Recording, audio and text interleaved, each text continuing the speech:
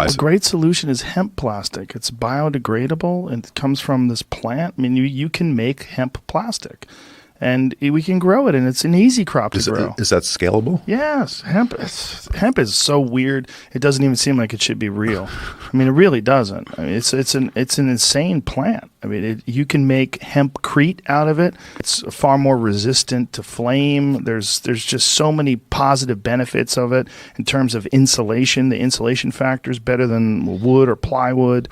It's really lightweight but incredibly strong. Have you ever grabbed a thick hemp stalk? Have you ever held on to one? No. It doesn't seem real. It's hard like this oak, but yet it's light like balsa wood. It's so strange. It feels like it comes from another planet. Wow. Hemp is an extraordinary planet. It's the most extraordinary plant we have. First of all, it has all the essential amino acids. You can make oil out of it that they used to use for heating lamps. You can cook your food in it. I mean, there's so many different things you can do with hemp. You can make clothing. You can make far more durable cloth. Far more durable. The paper is far superior. In fact, the whole reason why William Randolph Hearst demonized marijuana in the first place was to protect his business because he had paper mills and he was trying to protect it from hemp. Because on the cover of Popular Science magazine, they had come out with a decorticator. A decorticator was a way in the 1930s they devised to effectively process hemp fiber. Because for years, they used to use slaves to process hemp. Then when they figured out the cotton became easier to use, and then slavery became outlawed, and so people shied away from hemp. Well, they came up with this decorticator in the 1930s. It was on the cover of Popular Science magazine, Hemp, the New Billion-Dollar Crop.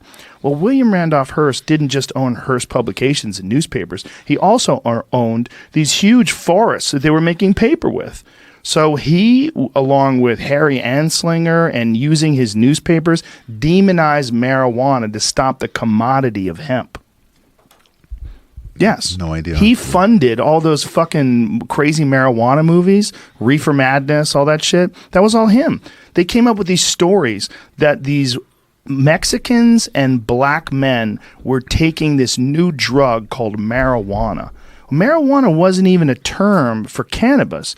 So they came up with this new name. They called it this drug. Everybody freaked out because they didn't have the internet back then. No one had access to real information other than Hearst newspapers, Hearst publications. So he just fucking out and out lied and made up these crazy stories and funded these documentaries. And then marijuana became illegal. But forget about marijuana. Imagine if it wasn't psychoactive at all.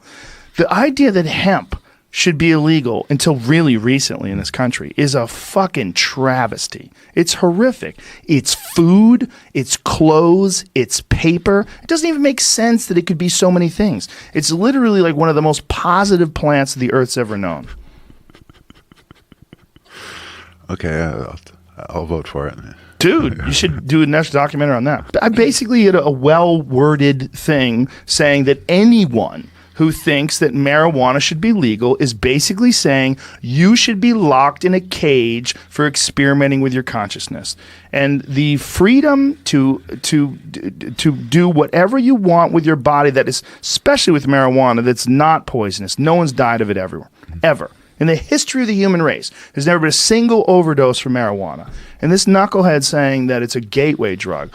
No, pain is a gateway drug. Trauma is a gateway drug. Abuse is a gateway to drugs. It's not marijuana. Marijuana is just a time-honored psychedelic substance that people have been enjoying for thousands and thousands of years. Yeah. Marijuana is not for everybody, and I think it should be used carefully. Because, look, I've said a lot of dumb shit when I've been high. I've thought a lot of dumb shit. I've been paranoid. It's not for everybody. I think it should be treated cautiously, but there's a lot of benefits to it. I really firmly believe that it's made me a more sensitive person. It's made me more interested in community. It's made me more aware of how important it is that we're all connected and that we all converse with each other in a calm way. It's made me feel better about happy communication with people. It's made me more affectionate. It's made me more compassionate, more kind.